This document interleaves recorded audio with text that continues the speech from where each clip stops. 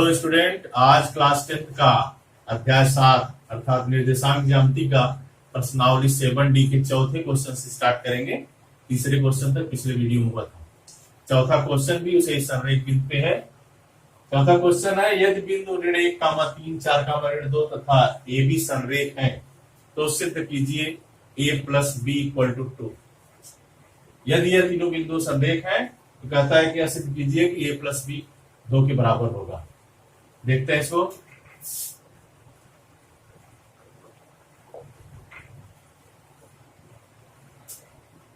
यह तीनों बिंदु अर्थात ए बिंदु है जिसके निर्देशांक हम ऋण 1, 3 ले लेते हैं। बी बिंदु है जिसके निर्देशांक 4, 2 ऋण और तथा सी के a, बी ले लेते हैं। यह तीनों बिंदु संरेख है अर्थात एक ही रेखा पे स्थित है। तब इनका क्षेत्रफल बराबर क्या हो जाएगा, पहले x1 y1 की वैल्यू दे देते हैं। x1 इक्वल टू आपका होगा -1 और y1 इक्वल टू होगा 3, x2 इक्वल टू हुआ 4 और y2 इक्वल टू हुआ ऋण 2, x3 इक्वल टू a और y3 इक्वल टू b। यदि बिंदु संरेख है, यदि बिंदु संरेख है तो क्या हो जाएगा formula, x1 y2 minus y1 sorry x1 y2 minus y3 plus x2 y3 minus y1 plus x3 into y1 minus y2 equal to 0 होता है। वैल्यू रखेंगे सबकी, x1 अर्थात -1, y2 minus y3 -2 minus b plus x2 4 है, y3 minus y1 b minus 3 plus x3 a है, y1 minus y2 अर्थात 3 धन 2 हो जाएगा इक्वल टू 0। यह हो गया -1 का -2 में 2 हो गया और प्लस b प्लस यह हो जाएगा 4b minus 12 plus 3a sorry 3 और 2 5, 5 में 1 गुणा 5a हो जाएगा, 5a इक्वल टू 0।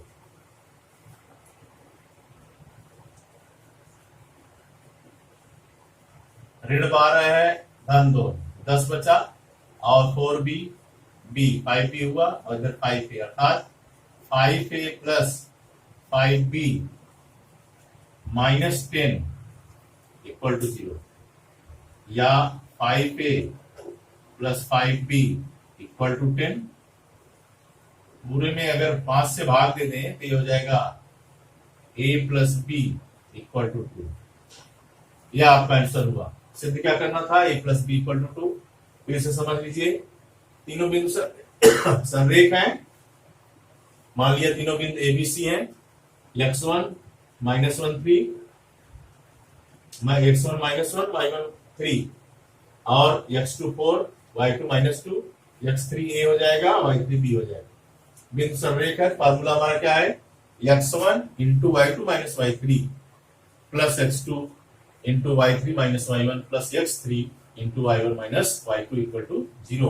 उसमें सबकी वैल्यू रख दिए तो आपको हो गया a plus B equal to 2, जो आपको सिद्ध करना है। पांचवा क्वेश्चन है आपका, निम्नलिखित में से प्रत्येक में k का मान ज्ञात कीजिए ताकि तीनों बिंदु संरेख हो। यह तीनों बिंदु संरेख है उसमें k का मान क्या होगा यह ज्ञात करना है। देखेंगे इसको। पहला है 7 -2 5 1 और 3k। यह तीनों बिंदु दिए गए हैं। पहले पहला वाला सॉल्व करते हैं, फिर सेकेंड वाला सॉल्व करेंगे। पहला है 7 -2 5 1 और 3k। यहां से x1 y1 x2 y2 x3 y3 की वैल्यू रखेंगे।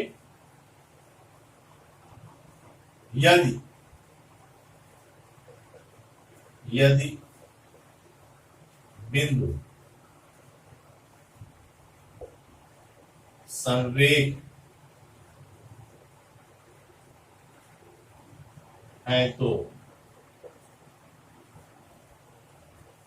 फार्मूला हमारा है, पहले x1 y1 की वैल्यू लिख दीजिए। x1 equal to 7, y1 equal to -2, x2 equal to 5, y2 equal to 1, x3 equal to 3, y3 equal to k। Formula आपका है x1 y2 माइनस y3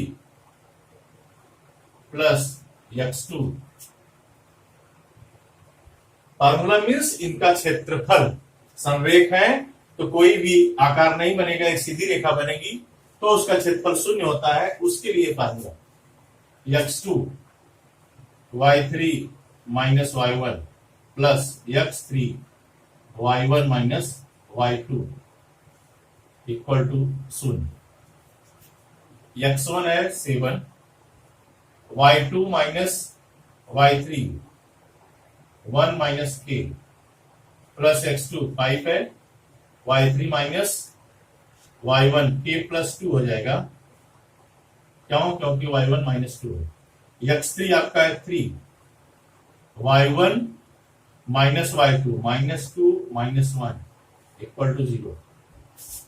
यह हो जाएगा 7 minus 7k plus 5k plus 10 -2 -1 -3 हुआ, 3 का मल्टीप्लाई हुआ तो -9 equal to 0। -7k plus 5k अर्थात -2k और 10 और 7 17 हो गया, -9 हो गया।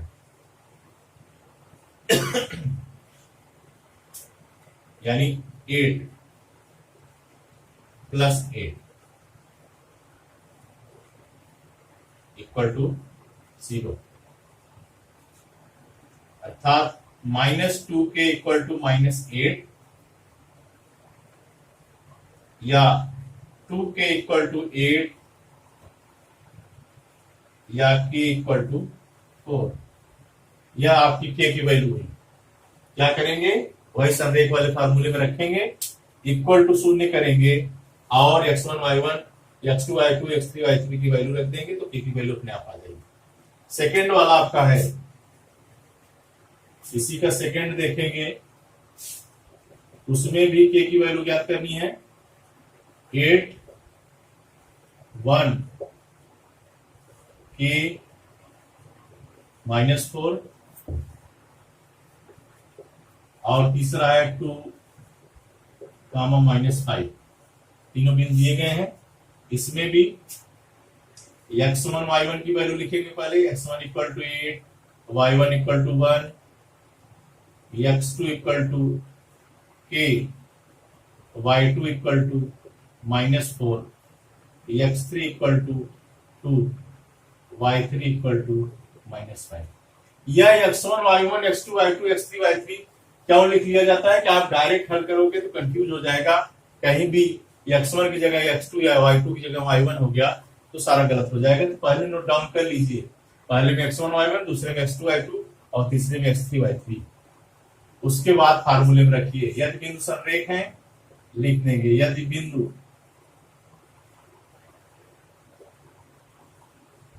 संरेख है तो फार्मूला वही x1 equal to y2 minus y3 plus x2 y3 minus y1 plus x3 into y1 minus y2 equal to 0। x1 आपका 8,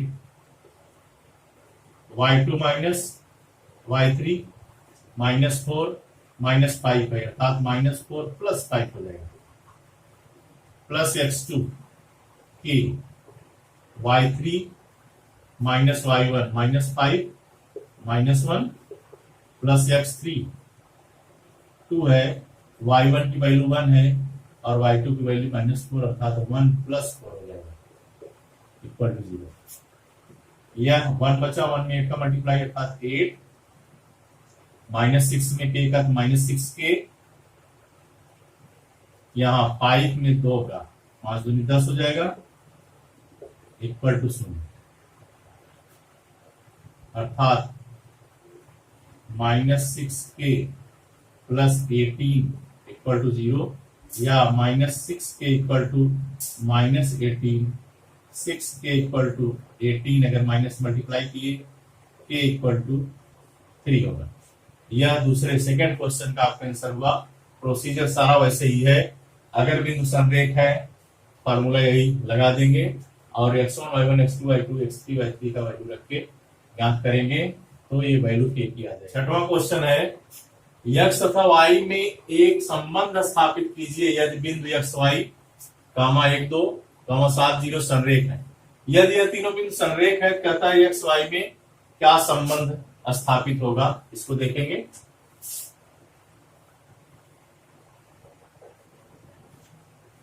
तीनों बिंदु मान लीजिए यह ए बिंदु के निर्देशांक है x, y, बी बिंदु के निर्देशांक है 1, 2, सी बिंदु के निर्देशांक है 7, 0।